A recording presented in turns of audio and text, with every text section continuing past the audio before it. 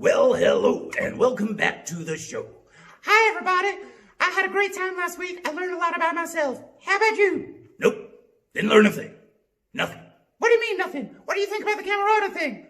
I thought it was garbage. Just plain old garbage. Say what? Oh, I didn't see you there. Hi.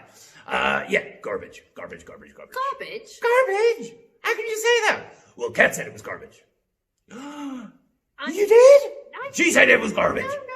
No, I did not. Garbage? Where have you got that from? You said we could all be garbage together. No, I didn't. I said, like, last week it was fine. We could go with the flow. We didn't need to worry about anything because it was all right if we failed. It was okay if we were a little bit rubbish. It doesn't matter. You mean like how you failed with Bedtime Story last week? Okay. Oh, yeah, that was really embarrassing. Okay, Bedtime Story wasn't great, but it can't get any worse this week, can it? Well, only one way to find out. Let's hit it. Roll!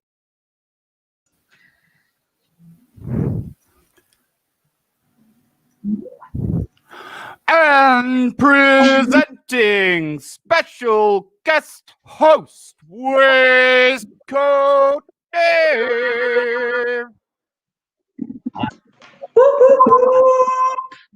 Hello. Welcome to the show. Can I just say quickly, I haven't had an introduction like that in a long time. But as always, this show is nothing without you, the audience watching us right now. So please get involved, type in the chat, and it will come through to us, and we'll talk about you. We'll talk about where you are, what you're doing, everything and everything. So join in. Yeah, people are here. Hi, Ree. Hi, Pat. Hi, Kat. I'm guessing we've got a lot of new people to Camerados here tonight, as well as a lot of people who've been with the movement for a while, and potentially maybe at least one or two who actually watched it last week and came back for more. But either way, it doesn't matter one bit to us. Bit of Company LITE is just here to bring everyone together at this crazy time during this crazy year, just with a little bit of fun and silliness. Hi, Madge Jolt. Really nice to see you here. Please keep pressing. You're sending your comments in the chat because there's a bit of a delay and we really want to see where you all are and chat to one another as well. Oh, look. Veronica says she's going to give you an introduction tomorrow, Dave. What are you doing? I don't know. What am I doing? I'm doing something clearly. Saturday, Spoon Room, I'm guessing. Emma Clark, thank you. I know. I'm only here to see you two. Well, I'll just say a little bit more about why we're doing tonight. It's part of a bigger festival that's happening this month called Connection Fest, which is being run by the wonderful Ali Davenport. And, oh, look, in the background today, we've got Captain Chris. And he's so good at just responding to what we say. And at the bottom there, he's putting all the details about Connection Fest. And it's amazing, the conversation that's going on about Connection in a minute. And it's good to be part of it. Hi, Veronica. I am Pip. And thank you for. I love how so many people are already commenting on how stylish I look tonight. I know. Are we ready to jump in? Yeah, let's do it. Maybe we should jump in for the first of tonight's I don't think I can stress how high quality the content is tonight. And so we're going to jump in with our first thing, and it is party trick time. And this time we're going to be have wonderful videos sent in from three beautiful individuals. We've got, so I need to remind myself, Ruth, Jenny, and Chris, our own very own Chris, have sent in their party tricks. So, Chris, roll it. Okay, here we go. ZYX and WV, UTS and LKP, ONM and LKJ, IHG, FED, CBA. I can say the alphabet backwards.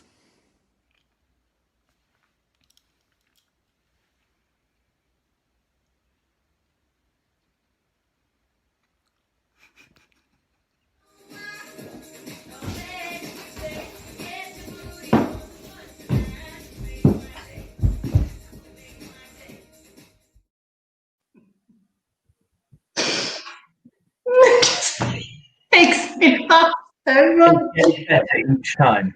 Each time it gets better. I've already watched them and I still really laugh. Not often I'm lost for words. Yeah, I know. We can't talk about that now. But I have to say, Jenny's face looks like she's going to burst into laughter anytime, and she's not going to quite do it. But I've never been able to do that. She's one foxy lady, that one. Yeah, it's one foxy lady. And also Ruth. I could never learning the alphabet backwards. You can barely say it forwards. That is very true. We've got a wonderful shout out quickly from Andy Faulkner in Middlesbrough, who's watching with his little one, Ariane. So hello to both of you. Oh, hi, Ariane. I'm really hoping that my little one stays in bed. I've very much got half my mind on a little one in bed, and that she doesn't come down and watch with me. Sorry, Pip, over to you. No, I'm just very, very curious. I want to know if Dave's got a party trick that's fit for showing. I think looking at how I am dressed right now, I think you know my party trick. My party trick is my award-winning. I give the awards to myself, but I still count it as award-winning personality. But we also want to know what your party tricks are. Yes, you watching now. We still need videos for the next 2 weeks, so send them in. Kat, where do they send them to? Me, send your videos to me. Email them to Catherine@camerados.org, because we haven't got any for next week. So as inventive as you like. I want to say as simple as Jenny's tongue touching. Sorry, Jen. But it was amazing. Anything. Send your party tricks to me, please. I'm just super impressed with my segue to you there, Kat. It was high quality. I think we should maybe move on to another game. Oh, before we do, quickly, we've got a few more hellos. Pauline, why am I saying Pauline? Paula Grimes, lovely to see you as always. Who else we got? We got Alex Dillon. Am I right? Is Alex in New Zealand? Am I thinking of that? No, yeah. I don't know. I'm getting confused. Because that is incredible. Alex, tell us in the chat what time it is over there. I'm going to find out. Yes, she is. Yay. Nice to see you. That's exciting. I got it right. Phew. I think that's Patty. Hello, Patty. That's a friend of mine. Should we play another game? Yes, please. Now, Pip and Kat are renowned internationally as quite the improv team. So I've set you up big there, guys. We're going to fail. Thank you.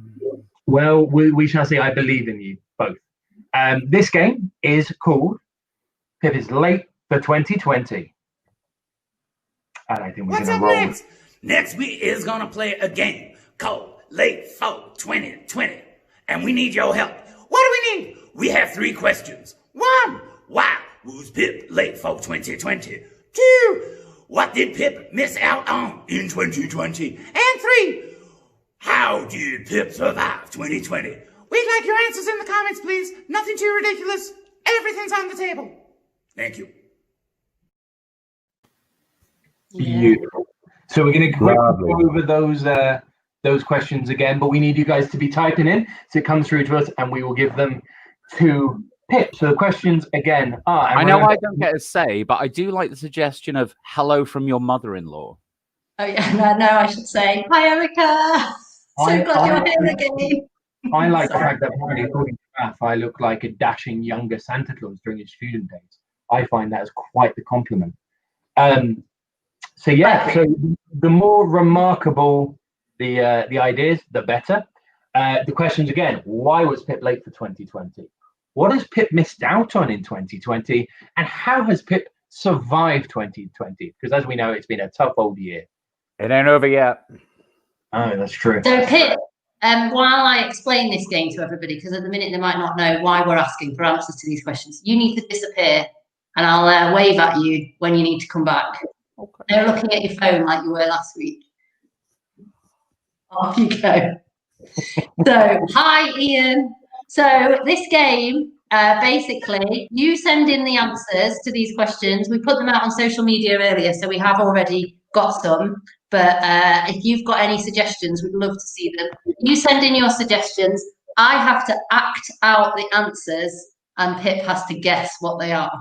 So if you've got any suggestions to why Pip was late for 2020, we did have one from Flynn earlier today saying that he was sick from playing football on a boat. So I'm quite happy to. I don't know how I'm going to act it out, but I'm quite happy to go with that one. The second question is, what did Pip miss out on in 2020? And the last question is, how did Pip survive 2020? Sunny says Pip was late in 2020 because he was sailing on a butter sea in his boat of crackers. I'm going with it. Sunny, I'm going with that one. It's better than the pirate knickers from last week, which I refused to do. So I need to write that down before I lose it. He was sailing on a butter sea in a boat of crackers. I'm looking forward to how you. I'm going to do that one. In a boat of crackers. We've got any other answers? That took me a long time. Pip missed out on Olympic gold for pogoing. Yes, Alex. Right, he missed out on. How did you know that Pip is a talented poloist? Is that the right term for a polo player? It is now. Oh, no, I don't think it's polo, it's pogoing, which is just going to be ridiculous. He missed out on Olympic gold for pogoing.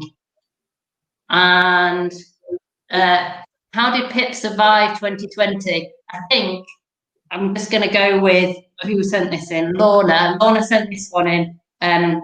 He survived it by going to underwater rave parties. I can see that. So we've got, he was late for 2020 because he was sailing on a butter sea in a boat of crackers. He missed out on 2020. What did he miss out on? He missed out on Olympic gold for pogoing. I've not put my glasses on. I'm wondering why I can't read any of the answers. And he survived 2020 by going to underwater rave parties. I'm not doing the Brussels sprout eating world record. I love it. I could make another Vicar of Bibley reference there, but I'm not going to because I did that last week. As much as this is supposed to be absurdist, I can totally imagine Pip doing all three of those. So yeah, that makes sense. Let's go for it. Let's get him back.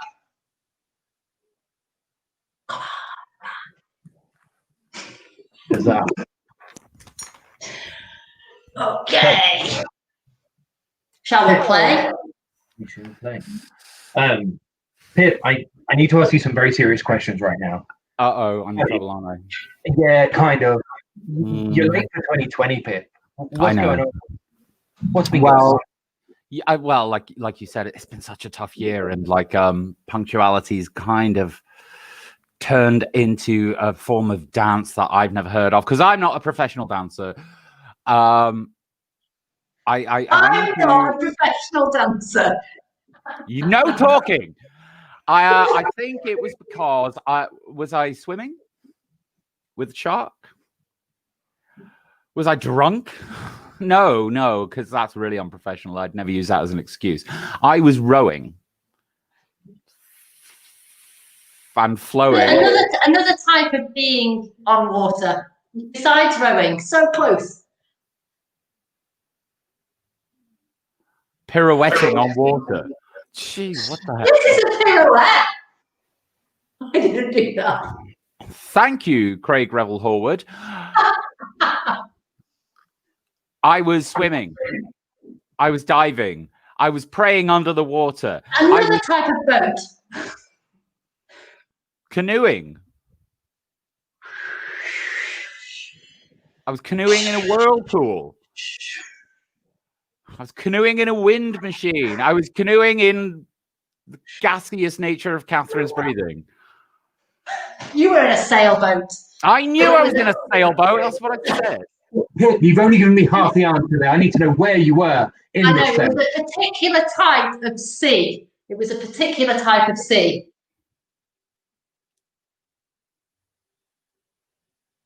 Butter? Yes! Yes! Yeah, I mean, I know it's an excuse you've heard over and over again, Dave, but I was on a sailboat in a sea of butter. Oh, I'm sorry, it will never happen again. It wasn't just a sailboat, sorry. It was you were sailing on a butter sea on a boat full of As you know, I was sailing on a butter sea on a boat made of Kit Kats.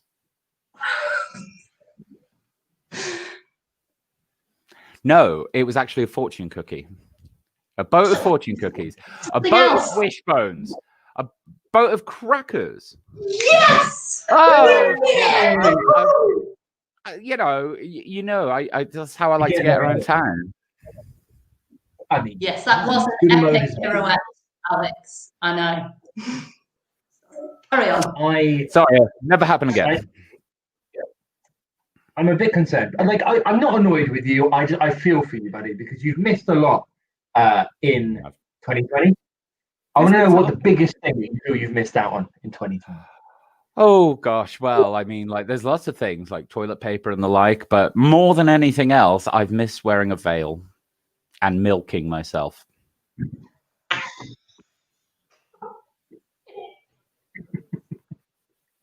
I didn't know that was something you could do, my friend. I have many skills. I'm going to ignore it.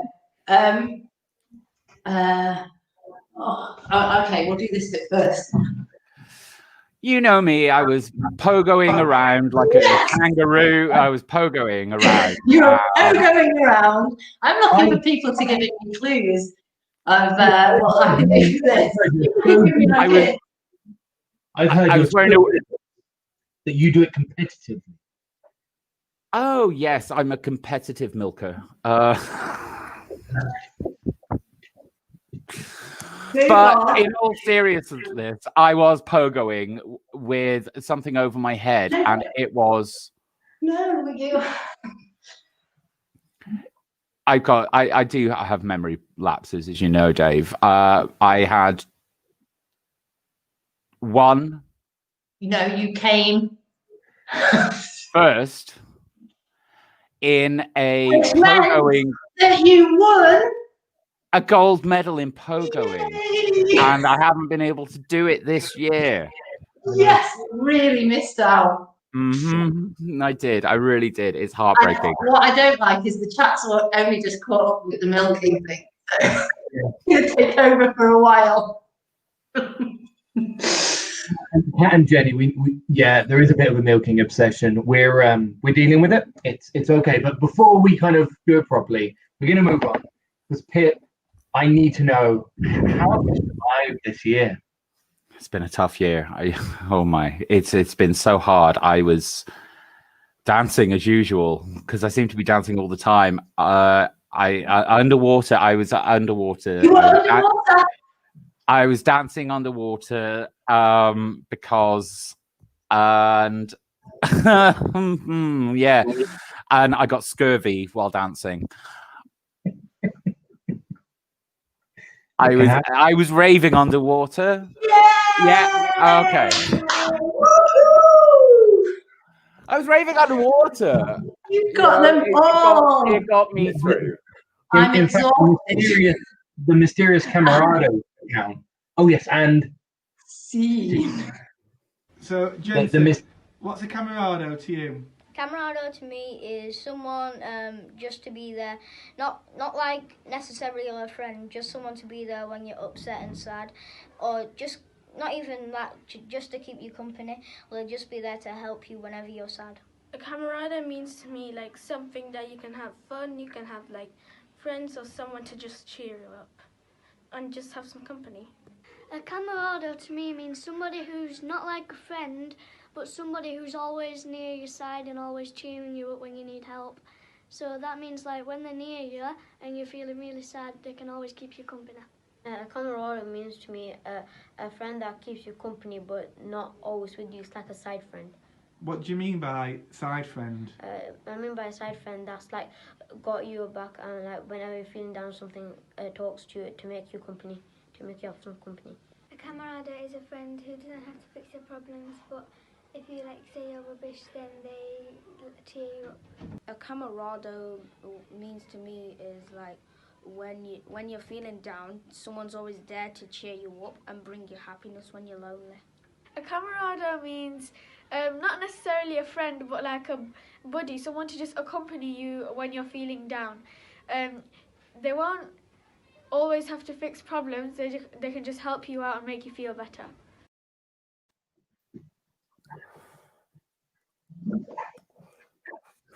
So lovely. I love how kids just know how to say exactly the right thing. It's very easy to explain what a camarado is because they just nailed it. Well, I love the side friend. Side friend, such a lovely way of describing somebody. Just anybody can be a side friend. You're just both nodding at me. You're just agreeing. We concur. It's a lovely sentiment. So I just want to say thank you to Coleridge Primary School for doing that, because they're, oh yes, go Coleridge Primary School. They are involved in a pilot project that we're involved in at the minute with Camerados. There's 8 schools involved in the pilot where we're testing out being Camerados in school and talking about the principles and then what that means and how that changes things in school. And as part of the project, I get to go around and dance. You'll be surprised to know. You like dancing, don't you, Catherine? It seems to be a recurring thing with you.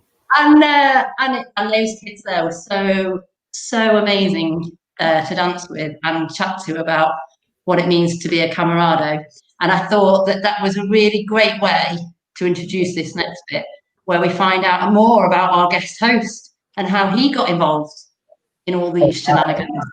That's right. Good suggestion, Catherine. We did this last week, but we did not have our lovely guest host available. So unfortunately, I had to talk about myself, which I hate doing, as obviously everyone can tell. So luckily this week, it's Dave's turn in the spotlight. So I'm going to give you a quick grilling, Dave, if you don't mind. I feel like there's, you know, in those police dramas where there's a light above your head and that gets turned on and it's just very intense. I'm here for it. I'm bad cop, I can tell you. So let's start off. So what is it about being a camarado that means to you? I wish I could explain things as well as those kids do, but I think the one word that always kind of rings true for me is companionship. Because the thing is, companionship can look like all sorts of different things. There's not one type of camarado, but it's about sitting with each other, good times, the difficult times, wherever you are, whatever you're doing, and sharing that. And that's what I initially fell in love with the Camerados team and idea with, and that's why I'm still in love with it. Yeah. Sorry, I want to jump in. I might be quiet in this bit. Ideally, I mean, you know, it's not all about you. I mean, we had a conversation about how you talk over me constantly during this thing, but it's all right. Bad habits die hard. Let's make it about Dave for 5 minutes, shall we, Kat? Yeah. Okay. Sorry, Dave, I can't take her anyway. So, just tell us what excites you about being part of the movement. The fact that I've been part of lots of different movements and communities and doing lots of really cool things, and I've always been looking for, I know I use my arms to talk a lot, I've always felt like I'm missing something, and with Camerados I think I found a little bit of that thing, which is being a bit silly, having a bit of fun, and you don't know who you're going to turn, you know, who you're going to go into a session with or go to a public living room with or go into anything and meet. And I love that. I think I'm a sociable creature, and just the idea that you can meet all sorts of different people from all sorts of different places with all sorts of different experiences is pretty damn special. We've already said how we've got one of our lovely members in Australia, one of our lovely people there, and as Kat says, it's magic. It is right. I am going to jump in here, only because this was something that was talked about in the Connection Festival last night on Twitter. Somebody asked the question about how hard it is to mix with people who might not like the same things as you or do the same things as you. Like, it's quite hard to make yourself do that. And I think what you've just said there about Camerados, you just end up meeting all sorts of people, all sorts of people. And like it's us. great. Like us, yeah. Why wouldn't you want to meet us? Hooray, I think. So, like, Dave, for the people who are new, how can you take what Camerados is and about and apply it to everyday life? So, for me, that looks like two different things. One is in those small different things. Obviously, we've talked a lot within society at the moment around looking out for each other, looking out for your neighbours, looking out for your friends, looking out for your family. And I think we need that more than ever. And I think as we go into the new year, we're going to need that more than ever. So that's a massive part of it for me. And the other thing is, those that know me, those in the chat or wherever, know me as a bit of a mischief maker. My freelance work is called compassionate troublemaking, and that's always, I've felt quite an association between compassionate troublemaking and Camerados in the openness, in the challenging different things, but challenging it with a bit of love behind that, and trying to kind of bring people together to explore different things, and hold space together. And so, yeah, those are the two big things for me. I love that phrase, compassionate troublemaking. I think those two words together are pretty brilliant. So as we come to the end of like the worst year on record, and we're going into what I assume has to be a little bit better, what can this mean for everyone watching today? I'm just quickly knocking wood, because we thought that before 2020, I think, and then 2020 happened. What can that look like for say that again? I've lost my train of thought then. I had to knock wood for you. Tell me that again. What can Camerados and the principles mean for everyone coming out of this awful year? I think it's pretty simple, looking out for each other. As I said, like whether that's your neighbor, your friend, I think as we start opening up our communities again, social hubs are a really big thing, whether that's your leisure center, your shop, your coffee shop, your restaurant, your library. Libraries are a massive place where people can just come together, where you're more likely to meet people that you haven't met before, or that you don't kind of come into in your everyday life. And yeah, just hold space, make the most of these times and these spaces. And yeah, that's the thing for me. Hold on. What's the song? Oh, I've gone. Wilson Phillips. Wilson Phillips. Oh no, I'm not seeing the connection. I thought you were milking again. I thought you were doing insane. I thought that was a catch for you to do. But sorry, they're still talking about Catherine Littlewood there says, really want to start trying to open doors on some of those awful institutes called care homes. Yeah, and I guess at some point tonight we're going to talk very, very quickly around pop-up public living rooms, and care homes are a beautiful place that they can get set up there. As I said, libraries, any places like that. Feel these places enjoy. Get in touch and talk to us. You mean you might already know us? I'm sorry. I'm going to stop if I say something bad. Post-COVID, anyone can set up a living room, but even before then, there are safe ways to go about it, and you can just head over to camerados.org, and there's loads of information there for everyone. Sorry, Pat's taken me back to just hold on. Sorry, that's the wrong tune as well. And also, while I'm dancing with my hands, in answer to Victoria's earlier question, yes, I was hand dancing with the kids, but they loved it, so it was good. Well, thank you. I mean, like, I never thought I'd have to go to this sort of desperate measures for a segue, especially referring to this person that way. But should we go to a more sensible voice quickly? The big cheese. Sensible. Wow. Yeah, let's roll that film, Chris.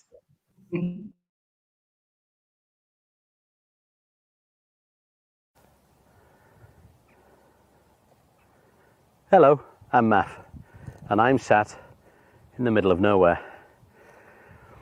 We like to sit down with each other in Camerados, so I thought you and me would have a conversation. It's the best way through tough times to be a radical tea drinker. So I thought we'd have a cuppa and chat about some of the things that weren't crappy about 2020.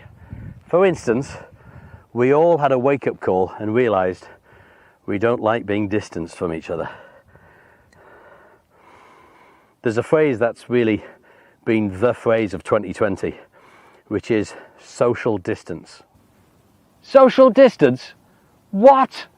So the only time I'd heard that phrase before, social distance, was actually when I met a hero of mine, a guy called Sergej Popovich, the inventor of laughtervism. He wrote a book that changed my life and really influenced Camerados. It's called Blueprint for Revolution. And I met him in a pub. We had a pint and Scotch eggs. And he wrote in the book, Math, the answer is to reduce the social distance between people. The answer to everything is when you reduce the social distance from people. And then we woke up one morning and our Prime Minister is saying, increase social distance. I just couldn't believe it. I'd never heard that phrase before. And here we are being told to do the opposite of what Sergio was saying.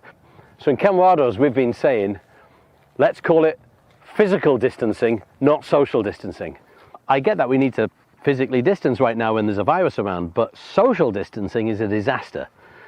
There are people I've worked with and been alongside for 20 odd years, and they're going through terrible things like domestic violence or mental health problems or homelessness. And if they disconnect from people, which they do, which we all do when we go through tough times, we isolate, it spells disaster.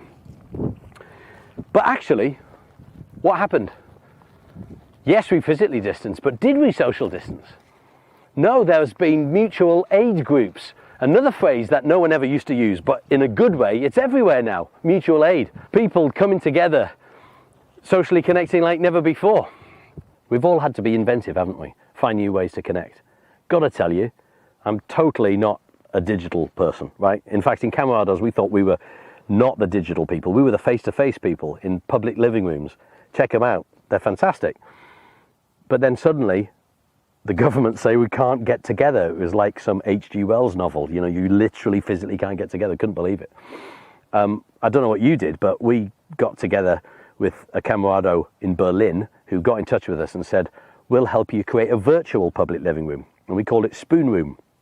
It's a bit of fun. You turn up with a spoon and you wave it when you want to speak. If you've ever had a Zoom call, you know how cacophonous that can be. People talking over each other. And everyone gets 3 minutes with the spoon to say what they like. You can bring a teaspoon if you're feeling rubbish, or a spaghetti spoon if you're feeling fantastic. Anyway, the point is, we all had to get creative. And that shows people need to be with other people.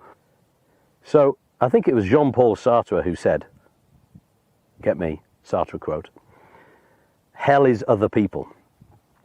Well, Sartre's talking bollocks, obviously. But tell me if you agree with him. Am I wrong? Surely 2020 has showed us that we need to be together. We need social connection, even if we need to physically distance. Be more human. Be a camarado. Get in touch. Tell me what you think.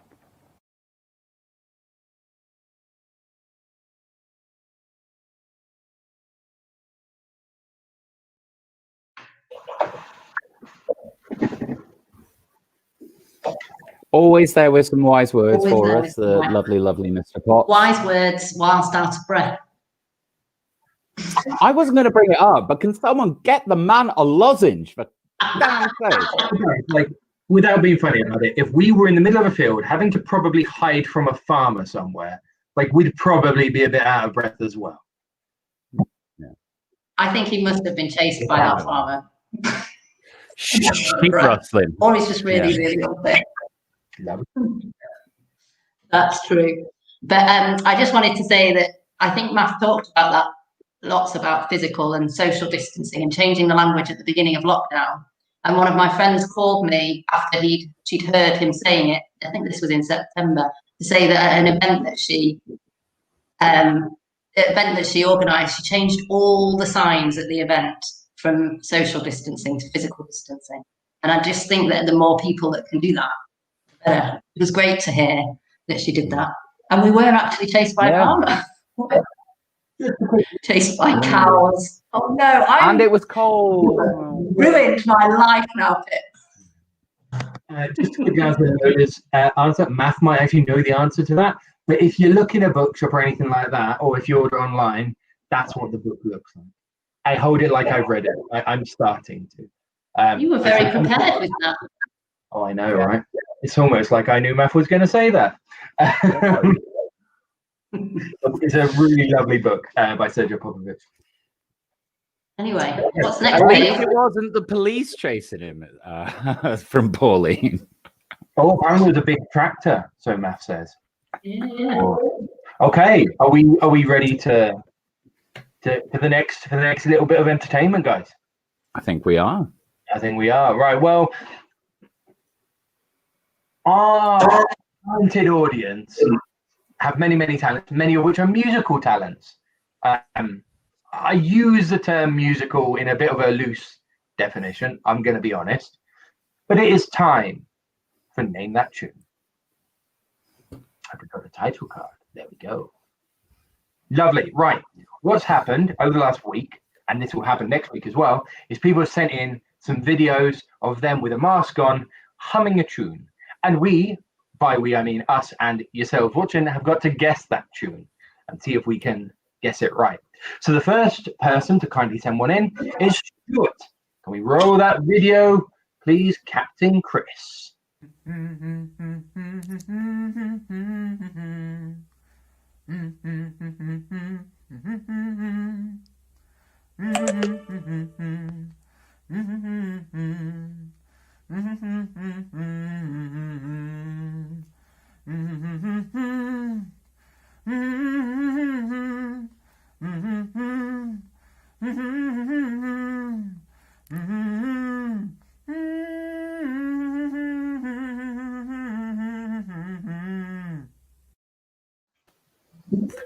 Wow. While we wait for the replay for some, were you dancing? Of course you were. Well, it's got some moves, this one. We need your answers in the chat, by the way. We do, and while we're waiting for a few more to come through. Sorry? We thought we'd have to wait for it, but they're coming in thick. Well, no, I just would love to give a shout out to Stuart. He is my co-worker and genuinely one of the loveliest human beings I've ever actually met. So, and I'm only saying it because I don't think he's watching. He's lovely, lovely, Stuart. Yeah, I think a drunk bee. A drunk bee. That's the winner. Yeah. Oh, and some serious eyebrow work going on there as well. That was from Pat. This is too much for me right now. Sorry, Veronica. But we will see you in the morning, hopefully, at Spoon We love you, Veronica. Or Ronnie, as I should say. So we have had a couple of correct answers. Kat, the other cat, got it right. So did Pauline. Who else? I think that's it. I think they're the only ones who get a prize of nothing this week. And it was the Monkeys. Got it as well. I'm a Believer. Hey, we're the Monkeys. I did that once on a beach in Blackpool. Did you know? Yeah. Sorry. Good story. That's it. That's all there is to it. Right. Next, we've got a double whammy from the lovely Carly. And if I get this wrong, she'll probably tell me off. Can we roll this second and third videos, please, Captain Chris?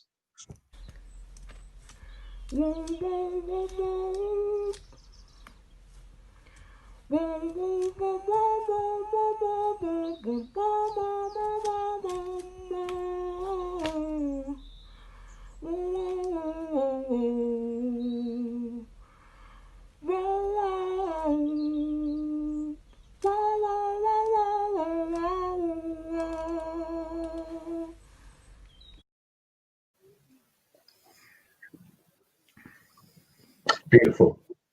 Marvelous. Oh, they're already coming in as well. Yeah, they are. 1, 2, 3. I can't help but sing. I think we should be waiting for more answers, but I've just got to sing the answer. Is there a story behind the pineapple? Or the lobster, for that matter? Carly is a fan. So right at the start, when Mr. Math Potts did the first bit of company, Carly set up a wave of inspiration that led to a movement of musical talents, and it had a pineapple and a lobster in it, and it has carried on and grown from there. Okay, you've just highlighted that Pip and I didn't watch that film. Sorry, Mum. I saw it. The pineapple is famous. I say Carly's very, very, very on trend then with Camerados imagery. Which I knew. So what was the answer? The answer was I want to break free. Lots of people had the answer. I think a lot of people want that this year as well. So Carly's up with another one, isn't she, Dave? I believe so. Have we got a second video there, Captain Chris?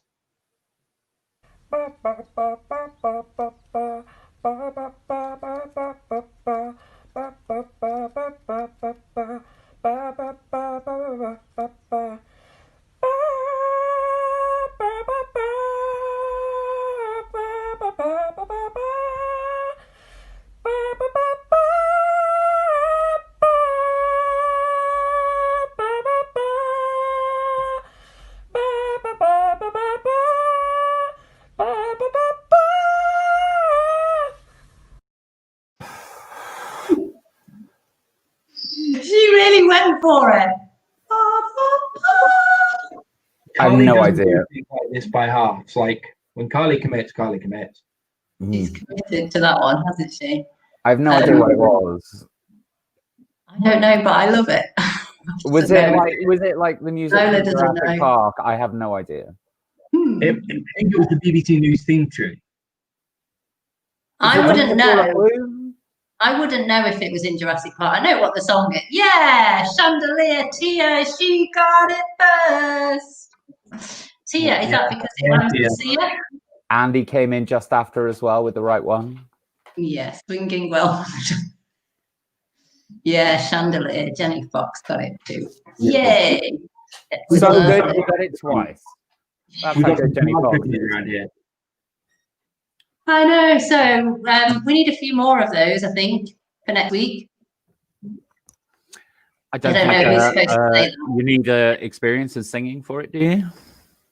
No, but you need to send them to me.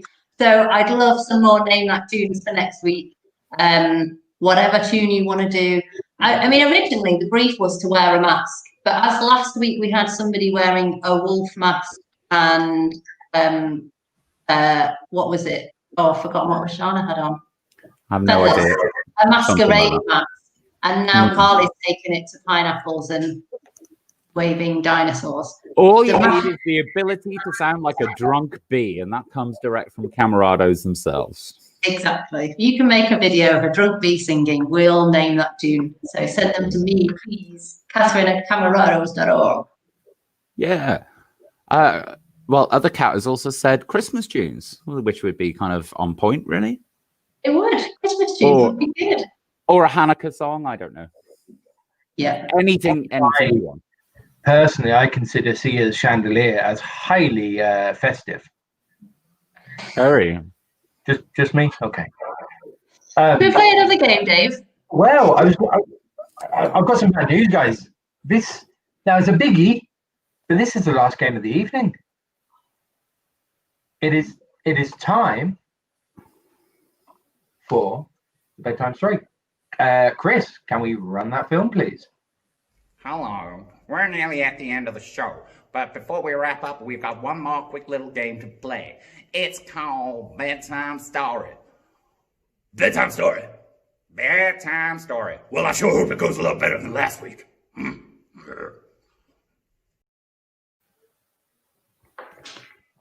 Yeah, I think Kat sums it up there. Oh no, it's time. Yeah, I know. Thank God it is okay to fail, because I have a feeling we will do again. Miserably. Persevere with it. I just want to say, Lola, yes, please, can we have a film next week for Name That Tune? That would be brilliant. Sorry, Dave. Off you go. No, it's completely fine. We to answer your thing there, we've got I've introduced a bit of a safety measure to make sure that this week goes a little bit smoother than last week. But before I share that, first of all, for those that weren't here last week, this game is where we tell a bedtime story because it's getting to the end of the night. And what we're going to do is we're going to improv it, similar to the last game, and we need your input into that. So what we need is the title of the bedtime story that we're going to tell. And so ideas and comments in the doobly-doo, and we will read them out. And the secret thing to help us win this is I'm joining the two of you to do this game, because last week it went a bit amiss. Not gonna lie. Look, I'm allowed to make fun of how rubbish we are. It wasn't that bad. They're threatening to turn off now, some of them. They're revolting. There's more going on after this. We'll get through Bedtime Story as quickly as humanly possible, or puppetly possible, and then we've got more puppet films. How's that for a deal? Yeah, stay for the puppet films. Just get through Bedtime Story and there's more puppets, we promise. Yes. Right, we need some titles. Nobody's giving us any titles. They're all just threatening to leave. Come on, help us out, everyone. This is free. You don't have to pay for admission. No, nobody leave. All week I've been saying actually I think it's quite good last. The worse it is, the funnier it is. Even better. There's a safety net for us. Yeah, I still can't see any titles. Come on. I don't have any in backup today. Me either. The Christmas That Cried. I have to come up with one. I'm gonna have to make one up. Cat and moose. Cat and moose. You could. My mother-in-law's just. I do like the crab I like that. home. Which the crab flies home. That's a good one. When lobster met pineapple. Yeah, when lobster met pineapple. The mysterious Camerados account is determined to get Sprouts in there. Dave's Christmas waistcoat. This is my Christmas waistcoat. I don't think we want to know the story of your waistcoat. Let's stick with the lobsters and the crabs flying. Which one? The crabs fly home. I really like that. Yeah, let's go with the crabs fly home. Let's follow you up. They've already kind of like given us some sort of narrative to attempt and failed. With that, Chris, can we run the title screen, please?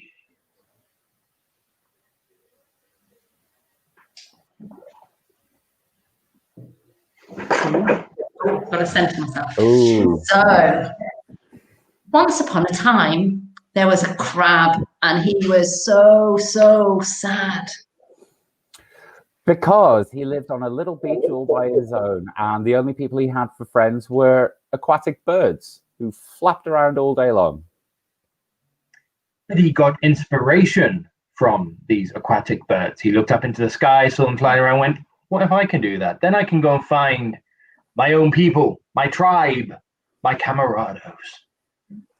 Oh, wow, this story is so on brand. So the crab decided the only way that he was going to be happy to find these Camerados was to learn to fly. So he pondered. If he could superglue a pair of bat wings to his outer shell and lift off he did. The problem is he tried this on, it wasn't a cliff, it was a hill. So don't worry, he's safe, crab is safe.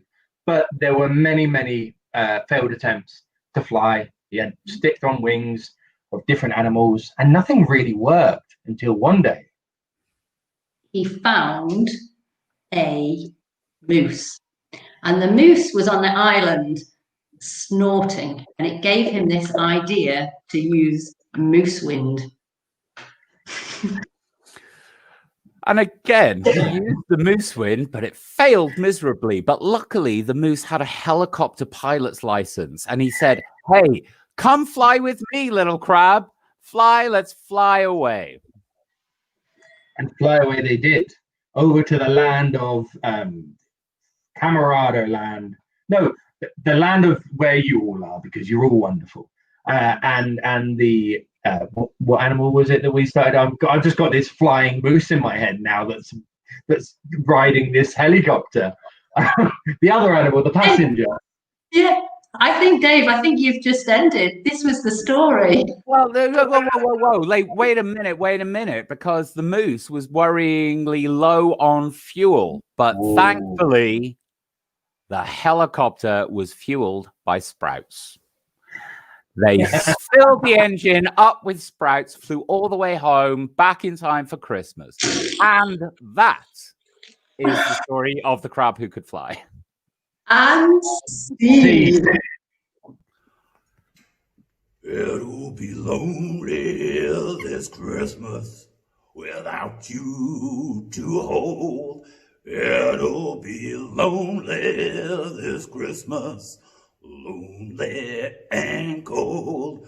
It'll be cold, so cold, without you to hold this Christmas.